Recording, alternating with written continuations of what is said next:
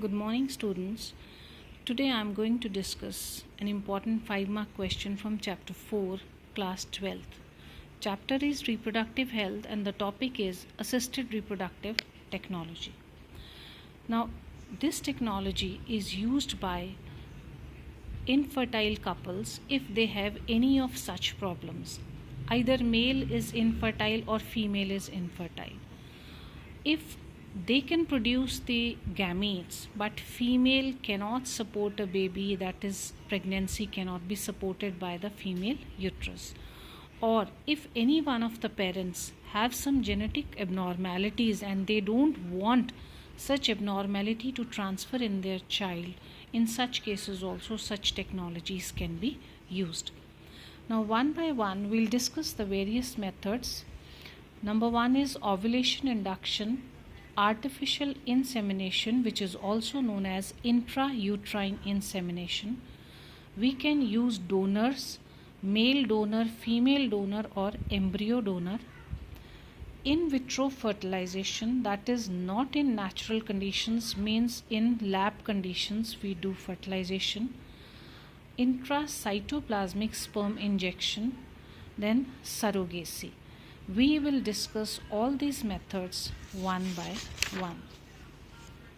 First of all, ovulation induction. If a mother is not able to produce ovum, she is not able to ovulate, or she has some irregularities in the process of ovulation, in such cases, with the help of medicines, maybe in the form of oral medicines or injectables, first of all, FSH hormone concentration is increased so that inside the ovary, primary, secondary, tertiary, and Graafian follicle is produced. Once Graafian follicle is produced in the female body, she is given second dose of medication in which from the Graafian follicle ovum may be released. For that, LH concentration has to be increased. So this is ovulation induction in when problem is in case of female, not in case of male. Now second method is artificial insemination, in which the problem is with male. Now no problem in the female body, but in male body certain abnormalities may be there. Either the male is facing erectile dysfunction, in which erection of penis is not possible. If penis cancer is there, that is called penile carcinoma, or due to some trauma or surgery conditions the male is not able to inseminate the female, or if the male is not present, he is no more, or he is staying at far off places, in such cases frozen sperms of that person can also be used. Then sperms from donor can also be used for artificial insemination if the male partner has unhealthy or immotile sperms. Why in such cases? Because if they are immotile, they cannot face the harsh conditions of the female uterus.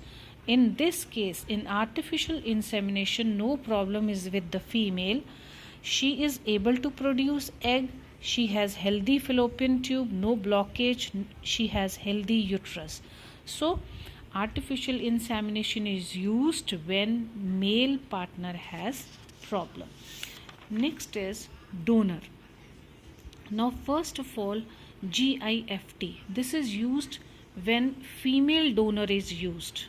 Female donor means when the female is not able to produce ovum, but she can provide suitable environment for fertilization and development. No problem in fallopian tube, no problem in uterus, but the problem is she cannot produce egg.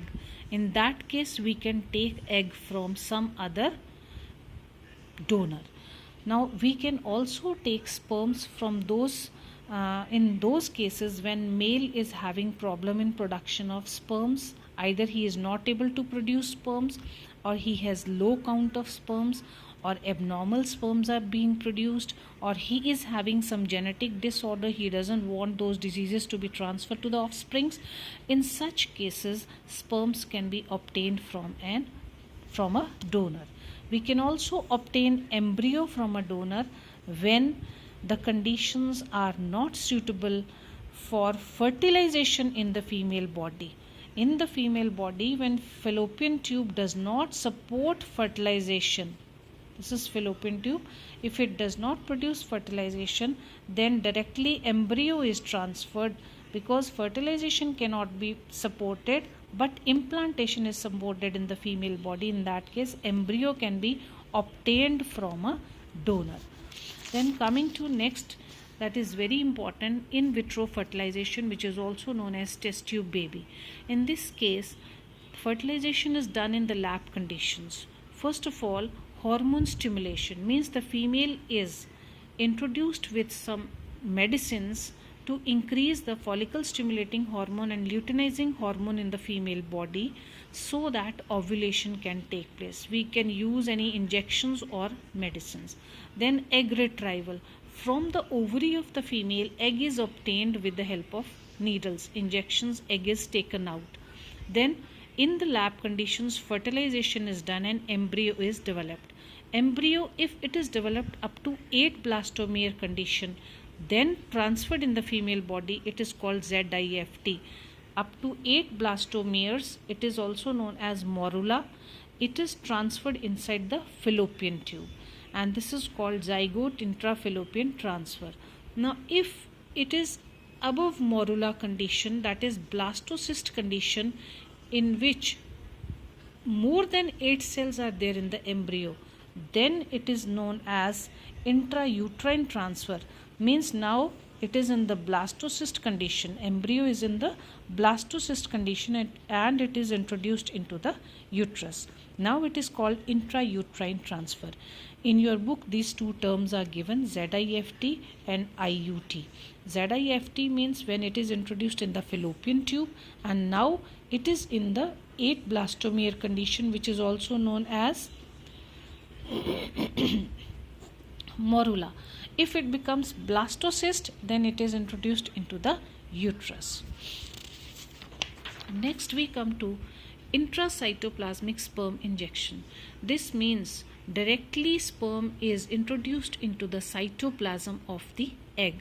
Now, in which cases this is used? When female does not have problem but male has low sperm count, less than 20 millions per ml. When they will be less, they will not be able to reach up to the fallopian tube, because the mucus secretion inside the cervix and uterine secretions, they entrap the sperms. Only a few can reach here. So if they have the male body has low sperm count, so they will not be able to reach up to the fallopian tube. In such case, directly what we do, we take, with the help of needle, we take one sperm from the male. Now this sperm can be from the partner, or it may be from any donor also. If the partner is not able to produce suitable sperms, then they can be used from donor also. Now they are directly introduced into the ovum cytoplasm.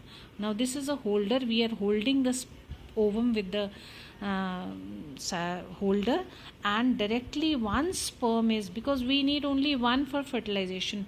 So if the acrosome is not properly function, acrosomal defect is there, even then, when, because we know in the acrosome hyaluronidase enzyme is being produced, so that will help in penetration of the zona pellucida. So acrosomal defect case also, the sperm will not be able to enter the cytoplasm, so we directly put inside the cytoplasm. Now here it can undergo fertilization. So what happens in ICSI?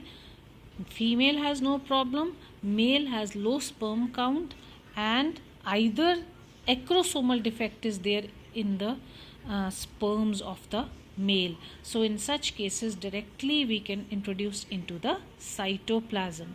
Here what is the situation? Situation is that female has no problem but male has low sperm count. If male does not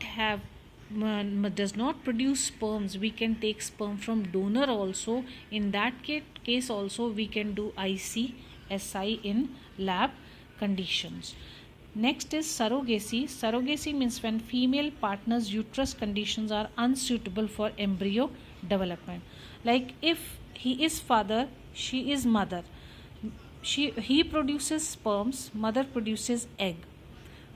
But inside the female body, the uterus is not supporting the implantation. So what we will do, another C lady is there, she is a female, we can use uterus of this lady.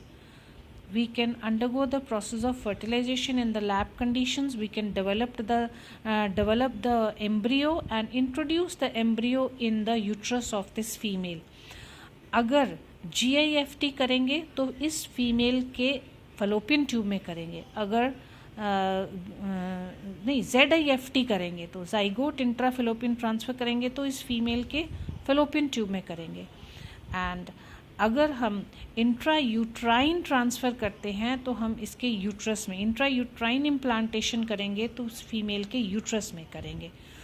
And वो करेंगे blastocyst condition में. So this is another method.